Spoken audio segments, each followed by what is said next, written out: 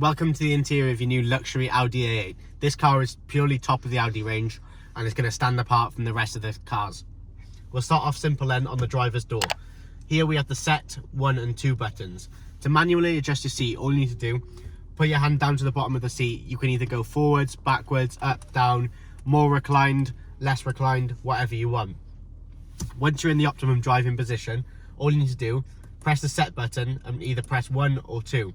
After pressing these, you'll be in the same position for your constant drive. So if I go forward and I press the number 1 button and hold it, I'll automatically go back to wherever I set it for.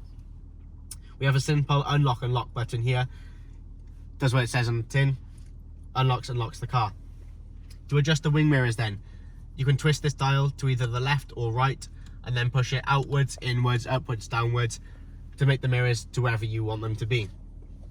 To fold the mirrors in then, twist the dial to the bottom left hand and they'll both fold in simultaneously. To unfold them then, all you need to do, twist the dial back to the top and they'll automatically unfold.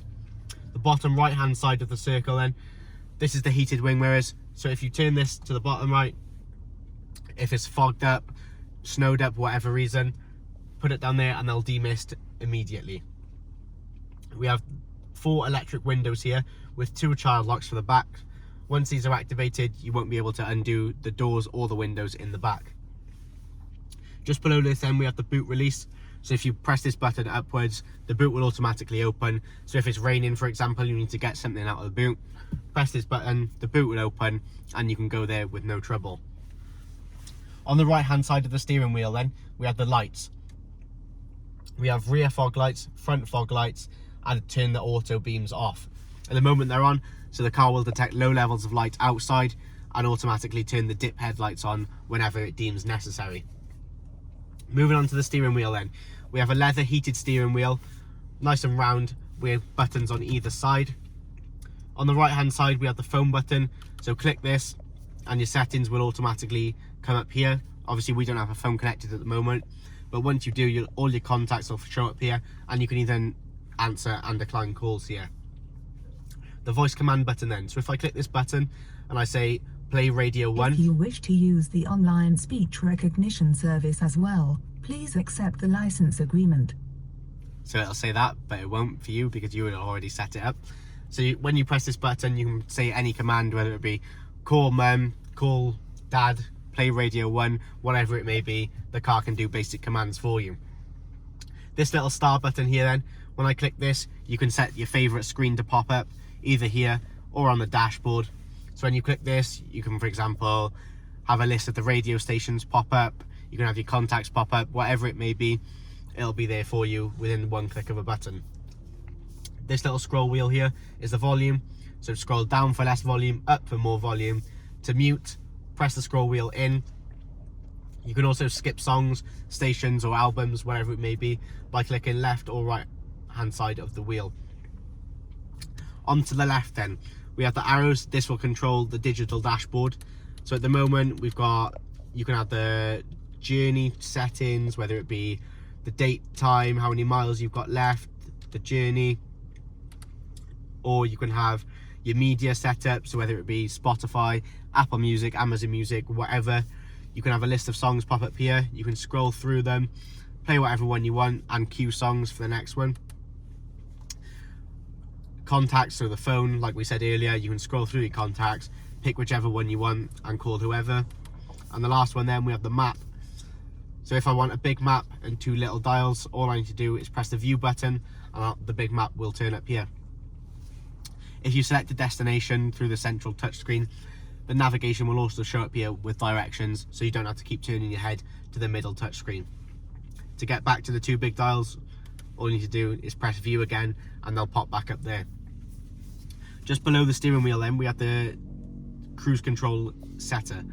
To set the cruise control, all you need to do, press the end button in, push the dial up to your desired speed, whether it be 50, 60, 70 or whatever. And when you're at your desired speed, press the button in again, and obviously it's telling us now that we have to be in drive to do it, because you have to be driving the car to activate the cruise control. To cancel it, all you need to do, push it away from you and it'll all reset for you. We also have a distance controller, so whether you want to be further away from the car in front, closer to the car in front, the car will automatically pop up a warning when you are too close to the car in front. Moving over to the central touchscreen then, if I click the home button, you can see the 3 main channels pop up. Media, so this is your Spotify, Apple Music, Amazon Music, whatever it may be. We don't have a device connected at the moment, but when you do, all your favourite songs, artists, albums will show up here. Back to the home screen then, we have telephone. Same applies. We don't have a connection at the moment, but when we do, everything will pop up here and it'll be nice and simple for you. The other one is the navigation. So I can click search here. It'll take me straight to the keypad, which pops up on the bottom touchscreen. You can type in wherever it may be, whether it's a city, a postcode, a town, whatever it may be. We also have some Audi suggested destinations here. So whether you're in a city and you want to go parking, there's a click the P. Whether you don't know where you are and you need a restaurant to eat at, there's also a restaurant button. If you're running low on petrol and you need to find the nearest petrol station, there is a petrol station there. If you're having trouble with your car and you need an Audi garage immediately, you can also click the Audi there, and there's a range of other options if you click this button here. Back to the home screen then, if we swipe left once, we can see those same options pop up again, along with a few others. The phone apps, so when you're connected to the Audi Connect, you can link your phone to the car, and this will make it easier for you to integrate your phone. Car settings then, when it loads, if you click the Audi Drive Select, we also have a button down here for this, so you can flick between them easily. We have 5 modes. We have efficient mode, which is the best for the environment. It emits less emissions, so it's the best for the environment. Comfort mode, this is best for your everyday driving, whether it be around towns, cities, or even motorways. It'll give you a nice smooth drive with you won't feel a thing. Auto then, so this is when the car detects what surface you're on, the weather, the speed you're going, and it'll automatically flick into the right mode to suit your kind of driving. Dynamic mode, this is where you feel every corner, you feel every touch of the accelerator, and it's really like being in a race car, so you can feel everything the car does precisely. Individual then, so this is for example whether you wanted dynamic steering but still an efficient carbon emission to the environment, you can have that. You can make it completely individual to you, and it can be whatever you want. Over here you can also raise the suspension or lower the suspension depending on what your preference is. If we go back, we've got more settings here. If we go on to lights and vision, background lighting, you can increase the brightness of the ambient lighting behind us, which is switched on by clicking these buttons here. So as you can see now, we've got it on the full brightness. If I lower this, it'll make it less bright and a bit more refined. Switch that off. Like I said, there's loads of settings for the car here. Feel free to go through them, have a play with them, and make the car completely unique to you. If we go across again, this is more to do with the Audi Connect. So once your car is connected to the internet, you can see things such as the weather, you can set up your own calendar in here, and you can even research the world news and local news, all by a click of a button on your car. Moving on to the climate control then. At the moment we've got it switched off. One thing you'll notice about the Audi A8, as soon as you switch the climate control on, you'll see vents pop up from the middle and from the right and left. This is the really unique thing for this car because it is the luxurious car of the Audi range. The climate control itself is pretty simple. We got a temperature gauge here which goes from low, which is 16 degrees, all the way up to high, which is 28 degrees, the same on both sides. We got heated seats also, so if you click the heated seat you'll see 3 red bars pop up above it. If you want a low heated seat, all you need to do, click it twice, and if you want no heated seat off at all, click it 3 times and it'll turn off there. To turn the air conditioner on, click the button. If you want it eco mode, click it again, and if you want it off, click it 1 more time. This is just how much air is coming out of the blowers. You'll see a big number illuminate there, which will make it more clear for you. These 3 arrows indicate where the air is coming out of. So at the moment we've got it for the windscreen, but you can change that to the middle and even down by your feet, or you can have all 3 on at once. If you want the AC max, obviously we're not going to do it at the moment because it will be a bit noisy in here. click that button and it'll all blow out at once, full volume. To turn the air conditioning off, all you need to do, press the off button, and these vents will automatically go back in as well then, to make it a nice cleaner finish across the front. Like I said about earlier, this you can change the drive select from here. So click the arrows, you can go to dynamic, efficient, comfort, whatever you want by the click of a button. Traction control, if you want to turn traction control off, you can do that by a click of a button by clicking here. The demisters, so that's the front demister and the back demister. So if your windscreen's demist, you can demist it in the click of a button. Parking sensors, so if you click this button, it'll turn on the reverse camera and the parking sensors around you. So if you need to go into a tight space, click this button to make sure you don't crash into anyone.